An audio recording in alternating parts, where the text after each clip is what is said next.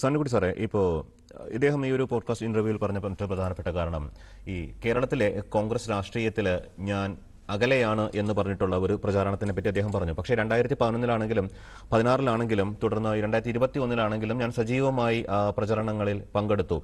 Party ആവശ്യപ്പെടുന്ന എല്ലാ കാര്യത്തിലും എന്നെക്കൊണ്ട് കഴിയുന്ന രീതിയിൽ സഹായങ്ങളുമായി ഞാൻ ഉണ്ടായിരുന്നു. എന്നിട്ടും ബോധപൂർവമായിട്ടുള്ള ഒരു ശ്രമമാണ് കേരളത്തിലെ രാഷ്ട്രീയത്തിൽ ഞാൻ അകലെയാണ് എന്നൊരു പ്രൊപ്പഗൻഡ ഉണ്ടാക്കുന്ന എന്ന തരത്തിൽ അദ്ദേഹം സംസാരിക്കുകയുണ്ടായി. അതിനെന്തെങ്കിലും വസ്തുതയുണ്ടോ?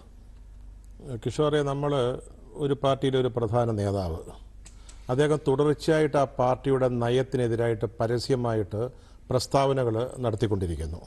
അതിൻ്റെ ഏറ്റവും ഉയർന്ന ഡിസിഷൻ മേക്കിംഗ് ബോഡിയായ പ്രവർത്തക സമിതിയെ പോലും കുറ്റപ്പെടുത്തുന്നു.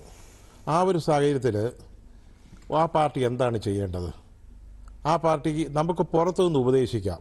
ഇദ്ദേഹം ഒരു വലിയ കക്ഷിയാണ്, അദ്ദേഹം പുറത്തു പോകാതെ സൂക്ഷിച്ചോണം, അദ്ദേഹത്തെ അങ്ങ് ചേർത്ത് നിർത്തിക്കണം എന്നൊക്കെ നമുക്ക് ഉപദേശിക്കാൻ പറ്റും. ഒരു പാർട്ടിക്ക് എങ്ങനെയാണ് അത്തരം കാര്യത്തിൽ അത്തരത്തിലുള്ള ഒരു സാഹചര്യത്തിൽ അങ്ങനെ ആ ഒരു സാഹചര്യം സൃഷ്ടിക്കുന്ന ഒരു നേതാവിനെ, വ്യക്തിയെ അംഗീകരിക്കാൻ പറ്റുക? സ്വാതന്ത്ര്യം കൊടുത്തിട്ടുള്ള പാർട്ടി കോൺഗ്രസ് പാർട്ടി. അതെ, ആ കോൺഗ്രസ് പാർട്ടിയിൽ ധാരാളം സ്വാതന്ത്ര്യം ഉണ്ട്. എന്നിട്ട് പോലും, അതാണ് ഞാൻ പറഞ്ഞത്, കോൺഗ്രസ് പാർട്ടി ഒരു മഹാസാഗരം പോലെ കിടക്കുക. പക്ഷെ അദ്ദേഹം പ്രവർത്തക സമിതി അംഗം കൂടിയാണ്, പാർട്ടിയുടെ ഏറ്റവും ഉയർന്ന ഡിസിഷൻ മേക്കിംഗ് ബോഡിയാണത്. അവിടെ ഇരുന്നുകൊണ്ടാണ് ഈ പറയുന്നത്. നമുക്ക് പറയാം അദ്ദേഹത്തെ എന്തുകൊണ്ട് തള്ളി പറയുന്നില്ല. തള്ളിപ്പറയാത്തതിനൊക്കെ കാരണങ്ങളുണ്ട്. അത് കൂടുതൽ വിഷയത്തിലേക്ക്, വിവാദത്തിലേക്ക് പോകാതെ തെരഞ്ഞെടുപ്പ് വരുന്ന സമയത്ത് ജയിക്കവ് പറഞ്ഞല്ലോ അദ്ദേഹത്തെ ചേർത്ത് നിർത്തണമെന്ന് പറഞ്ഞു. ചേർത്ത് നിർത്തണമെന്ന് തന്നെ എൻ്റെ അഭിപ്രായം. കാരണം അദ്ദേഹം ഒരു പ്രധാനപ്പെട്ട നേതാവാണ്. അദ്ദേഹം പാർട്ടിക്ക് അപ്പുറത്ത് ആളുകളുടെ വോട്ട് സ്വാധീനിക്കാൻ കഴിയുന്നതാണ്. പക്ഷേ അതൊരു പഴയ കഥ കൂടിയാണ് ജയിക്കവേ. ഈ തെരഞ്ഞെടുപ്പിൽ, കഴിഞ്ഞ പാർലമെൻറ്റ് തെരഞ്ഞെടുപ്പിൻ്റെ അനുഭവം നിങ്ങൾ വായിച്ചു നോക്ക്, അതൊന്ന് കണ്ടു നോക്ക്. എത്ര പ്രയാസപ്പെട്ടാണ് അദ്ദേഹം ഇത്തവണ തെരഞ്ഞെടുപ്പിൽ ജയിച്ചത് എന്നുള്ളത്. അതായത് ചിലപ്പോൾ ഇത്തവണ ഇന്ത്യ സഖ്യം അധികാരത്തിൽ വന്നേക്കും എന്നൊരു സാധ്യതയുള്ളപ്പോഴാണ്. കേരളത്തിൽ വളരെ അനുകൂലമായ ഒരു രാഷ്ട്രീയ സാഹചര്യം ഉള്ളപ്പോഴാണ്. മറ്റ് മണ്ഡലങ്ങളിലെ എം പിമാരുടെയൊക്കെ ഭൂരിപക്ഷവും നോക്കണം. 1.5 ലക്ഷം, 2 ലക്ഷം, അങ്ങനെയാണ് ആ ഭൂരിപക്ഷം അങ്ങോട്ട് പോയത്.